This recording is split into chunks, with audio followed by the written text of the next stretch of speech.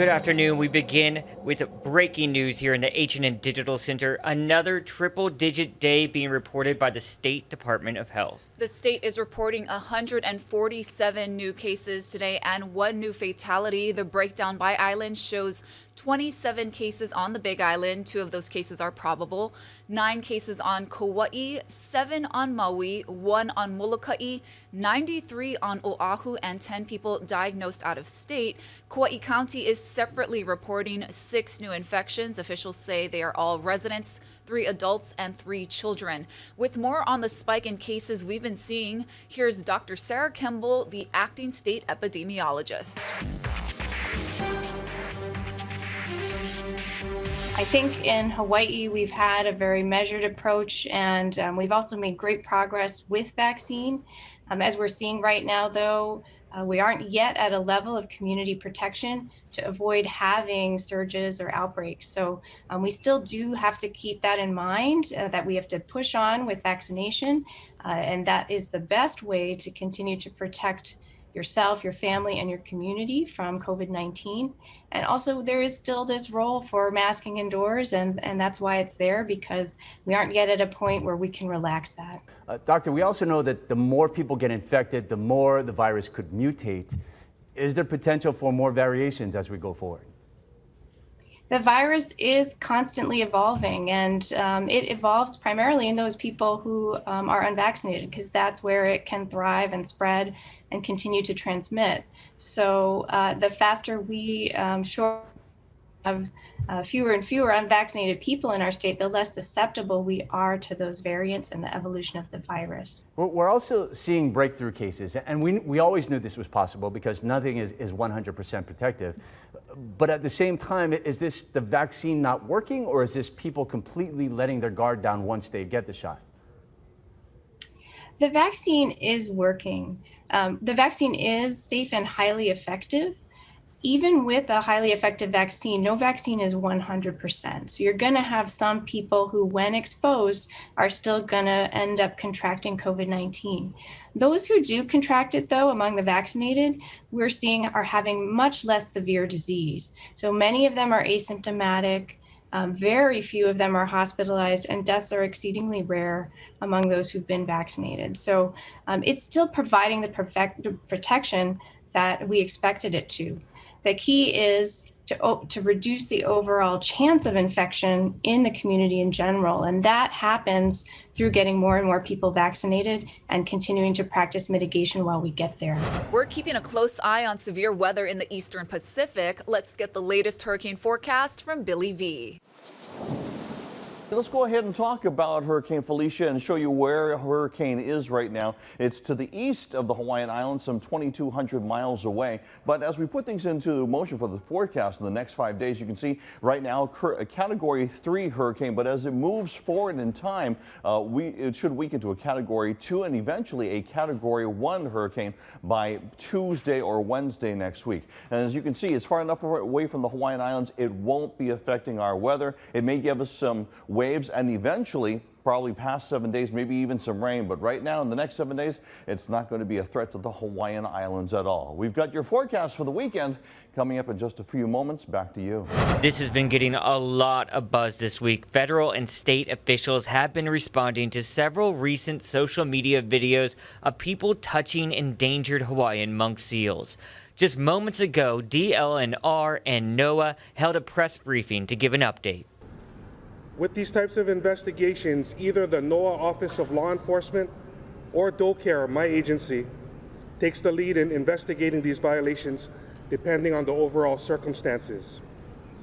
In one of the cases that you, the media, reported earlier this week, NOAA Office of Law Enforcement is already investigating. NOAA has nationwide capacity, and since the couple who admitted touching the seal had already left Hawaii for another state, OLE took the lead. Going forward, DOCARE officers have been instructed to investigate cases of wildlife harassment and to refer them to county prosecutors for prosecution. At that press briefing, the DLNR Division of Conservation and Resources Enforcement Chief also gave some specific numbers on the kind of calls they're dealing with. Over the past 2 weeks, from our DLNR smartphone tip app, we have received 31 tips regarding monk seal harassment, mainly focused on the 2 cases that are known to the media, that involving the couple from Kauai and the single male individual. We also had 10 tips come in regarding turtle harassment, mainly people who are either swimming, touching, or feeding turtles, and 2 tips regarding people pursuing spinner dolphins. The air cargo company, whose Boeing 737 crashed into waters off West Oahu earlier this month, has been grounded by the FAA. Rhodes Aviation, which operates Transair, has been barred from flying or doing maintenance inspections until it meets FAA regulations. FAA officials say the decision is separate from the investigation into the July 2nd crash, which injured 2 pilots on board, and that they began investigating Rhodes Aviation's safety practices last fall, and told the company about 2 weeks before the crash that they plan to revoke its authority to do maintenance inspections. We reached out to Rhodes Aviation for comments, but have yet to hear back yet. Sunrise was on the road on Maui today, and they got an update on the county's response to the pandemic from Mayor Mike Victorino. Well, again, we have, as you're well aware of, the challenge with this boom in tourism, which is great for these businesses, and I'm really happy for them. But it's taxing some of our resources, and let me be very honest, I think many of us weren't really prepared for this surge this early. We're looking at 22 or mid or early 23 that this numbers will come back, and here we are in 21 and we're having awesome numbers, pre-pandemic numbers. Yeah, I know the numbers are very high, particularly here on Maui. We have seen the lines at the airport, at different venues across the island. What I wanted to ask you is, you had suggested that the airlines take it upon themselves to limit the number of seats to Maui, and the governor has said that's not something we can do as a state. No. Where do we stand in that? Have you actually spoken to any executives from the airlines and trying to get that done? I have spoken to a few airlines people, some of the executives, not all of them, and so I have not covered the gamut. And many of them are sympathetic to our challenges, our airport and our resources here, but also understand that right now they're trying to make up for all lost time. And Maui and Hawaii is a prime destination. The rest of the world is closed at this time, so they want to come here. But Maui's our community. Then it's a destination. So getting the visitors to understand, as you come here, to have that mutual respect, that education, to understand our culture and way of life is so important, so that they treat the aina, the vai, and the kai with the necessary respect to protect the future of Hawaii. I mean, frankly, the airlines don't really have an incentive to reduce the number of seats, because as you say, they're trying to make up for this past year. Absolutely. So where do you stand with that? Do you foresee that ever happening, that they actually do this voluntarily, reduce the seats? I don't see it happening, but if you don't ask, you never know. Right? My parents always said, if you don't ask, the answer is still no. Yeah. So that's why I moved in that direction, to at least attempt to ask, and hopefully there'll be some, and we'll look upon it down the road. But I tell you, this is just temporary, because probably mid next year or late part of next year, 2022, when the rest of the world opens up, you're going to see Maui and the rest of Hawaii level off, and it'll be different then. Yeah. We have had a year and a half, really unprecedented, especially for leaders of our community like yourself. I wanted to ask you, we've recently seen a surge in numbers. There's a lot of concern about the Delta variant. Do you foresee enacting restrictions again in the near future? I hope not. However, if they got out of hand and we saw the need, we would do whatever necessary to protect the well-being of our community. That's first and foremost. Our residents live here, raise their families here, work here, so we want to protect them so that they're not in harm's way as far as health is concerned. Right now, we know much of it has been community spread. However, if the numbers were to get too large and we need to step back a bit, I would be willing to step back. It is my hope we don't have to. However, I'm always looking for the well-being of our community first and foremost. The state's ban on evictions will end on August 6th. The moratorium, which has been in place since April 2020, prevented landlords from evicting tenants who couldn't pay rent. Governor Ige says it's time to move forward due to the improving economy and available vaccines. Service providers fear many could be left homeless. We need to find out what the true situation is about those who are behind in rents. And until we end the moratorium, that we will not know how many people are behind in rent, and we would not be able to move forward. We hear the phrase tsunami of evictions coming, and it's not an exaggeration. It's reprehensible that people will be pushed out on the street. It's going to cause untold distress on the people who are being forced out. That was Kristen Alice of Hope Service Hawaii. It's projected 10,000 people are behind on rent. Even though the governor will lift the moratorium on evictions, some renters may still have more time. A new law sets up a free mediation process and a 30-day pause from the notice of eviction for tenants who are at least 4 months behind on their rent. Real estate sales are booming across the state. Now home buyers who are fleeing those high prices are heading down the island chain. Hawaii Public Radio's Noi Tanigawa filed this report. On Kauai in June, the median home sale price swooped above $1.1 million. That's up 82% from last year. On the other end of the island chain, in June, Hawaii Island's median home sale price was under $500,000, $472,500, up 26%. Jerry Gates is Hawaii Island Board of Realtors president and broker in charge at Big Island Homes and Land Company based in Hilo. Gates says Puna is the hot spot for sales activity, with new homes in the $300,000 to $500,000 range. A lot of the homes that are selling in the lower price range are on-island buyers and folks that are moving over from other islands. We're seeing a lot of that. Well, it's residential and vacant land selling in Puna and in Hilo. It's condos that are selling on the west side of the island in North Kona and South Kohala. We're all looking at affordable housing and the crunch that's going on, exacerbated by folks that are able to sell their homes on the mainland and roll their money over here and come in with a cash offer at over asking price. It's not as severe as I hear over on Oahu, where there are homes going for $100,000, $200,000 over asking price. Realtor broker Kapono Pa is the broker in charge at Savio Realty in Pahoa. He says properties on the Big Island are going for $10,000 to $20,000 over asking. It is still driving the market up in both the Puna and the Hilo area, where you can't even get a showing within the first few days of it being listed because it's just booked solid, and they're going to receive multiple offers, and the home is going to sell for above the asking price. Now, Kahua Hale o Uluvini is a full-service family assistance center in Kailua Kona. In a Zoom call with program director Tony Simons and her outreach providers, I asked, finding affordable housing, how hard is that? And the eviction moratorium didn't stop some people. We've had a huge amount of house sales here in Noe's sight unseen. So that is the way we have found our landlords have gotten around the eviction. We have housing choice vouchers, we have emergency housing vouchers, we have emergency shelter funding, we have rapid rehousing money. This is the most money I think we've ever had. But, you know, we saw a unit that we know used to rent for $1,900 a month, and it's up to $4,000. Landlords have no incentive to keep rents low, says Kaikea Blakemore, executive director of Neighborhood Place of Puna. We have on Big Island one of the highest housing vacancy rates in America. Our vacancy rate is at 20%, whereas on Oahu, I think it's around 15%. When we look at vacancy rates, we're seeing how folks are kind of like hoarding housing in a way. Blakemore says landlords get guaranteed rent and other benefits through state and federal programs available now to keep renters in their homes. Meanwhile, the service providers say safe overnight parking areas would be an immediate help for the many people who are living in their vehicles. Noe Tanigawa, HPR News.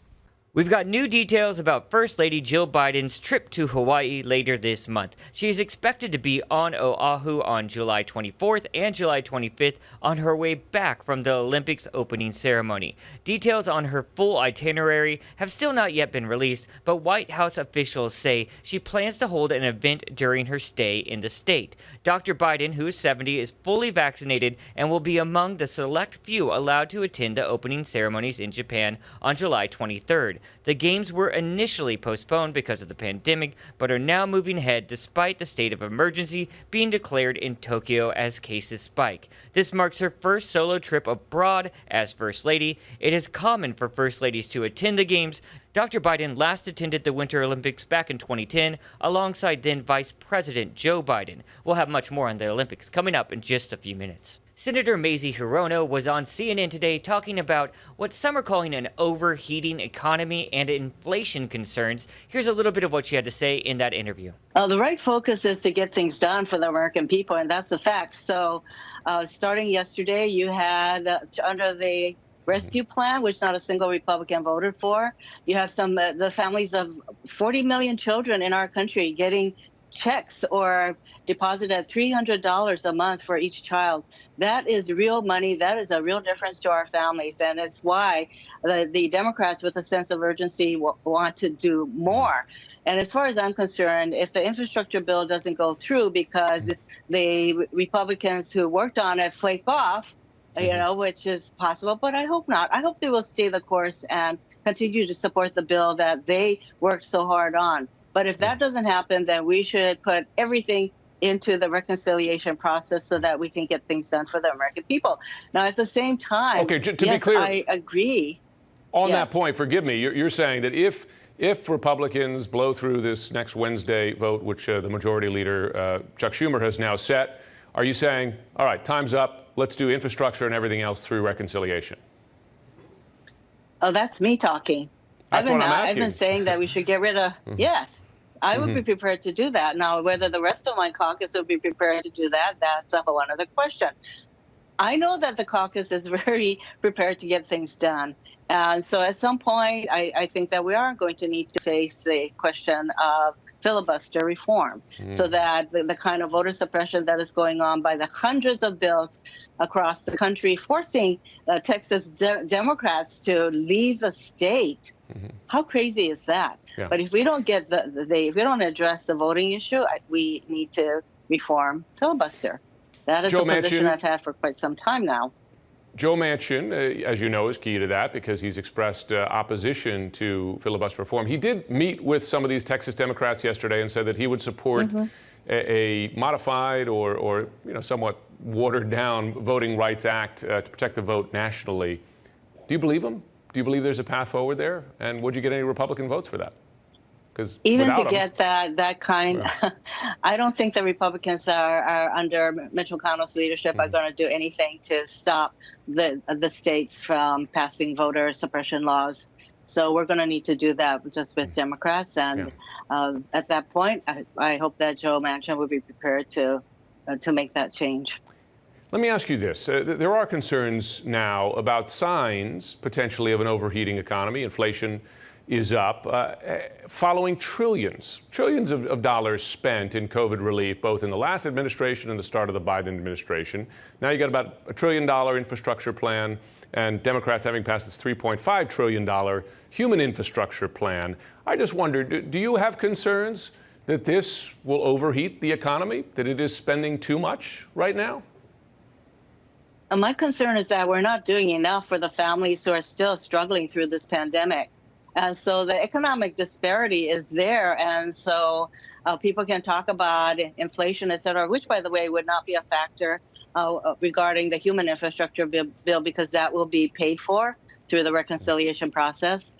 So while the Republicans are screaming about inflation and all that, they could give a rip about it when they pass the $1.5 trillion in tax breaks for the rich that was totally unpaid for. All right, that was Senator Mazie Hirono there talking to CNN earlier today. All right, let's talk about the weather because guess what? It's the weekend, right? Yep. Let's take you live outside where it is 84 degrees downtown right now. Here's Billy V with an update on that weekend forecast. Thank you very much. Okay, let's go ahead and start with the waves, and we'll give you an idea of what it's going to be like out there. We do have a south swell that's kind of filling in right now, so that's 2 to 4 feet. That's maybe waist to chest high over on the south-facing shorelines. Not a whole lot on the north and west-facing shore, so if you're visiting here and you want to go find a place to snorkel, those are the best places right now. 4 to 6 feet, and that's over on the east-facing shores. That's a trade wind swell, and as the trade winds pick up, that's going to get bigger, and it's once again sloppy, choppy out on the east side. Let's go ahead and run this. This is the rain and wind trend models. The lighter arrows are the gustier winds. The more blues are the lighter winds. So as we put this into motion here, Sunday, 15 to 25 miles per hour. And as you go through Monday and through next week, you can see those winds are consistently there. Now, it is a drier trend, so we're going to see some windward and Malka showers drifting leeward at times. But once again, they're of the light variety, and those winds will be constantly on the move because of the winds. Winds are 15 to 25 miles per hour northeasterly today, and as you can see, it runs easterly 20 to 25 miles per hour, gusty all the way through next week. Your daytime high temperatures 89 degrees. As always, get the latest on air, online, on your mobile device, or at hawaiinewsnow.com. The Tokyo Olympics kick off in just 1 week. Athletes are arriving, security is tightening, and COVID cases are still rising. Tom Yamas has more. We are 1 week away from the opening ceremony, and there is scrutiny around the Olympic bubble that we and the athletes are in, and that's because COVID cases in Tokyo are on the rise. Already, a member of a foreign delegation had to be taken to the hospital because they were infected with COVID. We also know that the search is on for a Ugandan athlete, a weightlifter, who skipped a PCR test, and now no one can find him, so the authorities are looking for him. The games are moving forward, but COVID's still casting a very big shadow. USA! In other news, Team USA's softball team is here. They were telling us about the Olympic Village, how exciting it is, but how it's different. You know, you walk out of your door, you immediately grab a mask, and in the dining hall, you know, one of the biggest places to probably meet new people, your setup is, you know, plexiglass dividers in between every single seat. Now, health officials here, including the Dr. Fauci of Japan, has encouraged people to watch the Olympics, but to watch them from home, not to gather in restaurants and bars, because they are still fearing any type of outbreak or possible super spreader event. I had a chance to go to some of the event sites today, some of the venues. They are simply incredible. The organizers are treating this like they should be, the world's biggest and best sporting event. That's the latest from Tokyo. Tom Yamas, NBC News. Thanks, Tom. Looking forward to it. Don't forget KHNL, your Olympic station. All right, let's see what the internet is talking about. I got some very cool video to show you, and for our podcast videos, listeners, not videos, I'll do my best to describe it to you. Yeah, that's what I'll do. The new video released by NASA gives stargazers an incredible up-close view of Jupiter's largest moon and Jupiter itself. Scientists used images captured from that Juno spacecraft as it flew over the galaxy's largest planet here in June to create these stunning images, and they truly are. It looks like a beautiful marble. Yeah. Just swirling all around there. It was Juno's 34th pass over the swirling atmosphere, that is. And the video, it also offers a glimpse into Jupiter's largest moon. Oh, I just gave you a clip of what Ashley's talking about next. What do you got, Ash? Steak. So a Las Vegas steakhouse, Wally's, claims to have served up the most expensive steak ever sold. Now, this behemoth porterhouse, dry-aged almost 200 days and weighing nearly 60 ounces, went for $20,000. Now, the eatery says it's offering similar cuts of the super exclusive meat for about $1,000 each. I don't know. Yeah. That's a little pricey. Not a big steak girl. Anyway, speaking of Vegas, another jackpot for a Hawaii resident. The woman chose to stay anonymous after winning more than $646,000 at the Fremont while playing the Buffalo Inferno machine. Now, she wagered $15, 1-5, and won on her very first spin. That never happens to me. No. This is the same machine that had a $789,000 jackpot back in September of 2020. My mom's going to be so jealous. That's her favorite my mom already texted slot. me. That's She's like, let's go. The Buffalo. Yeah, let's do it. We're going, Mom. Let's do it. You guys, happy weekend. We'll see you back here on Monday.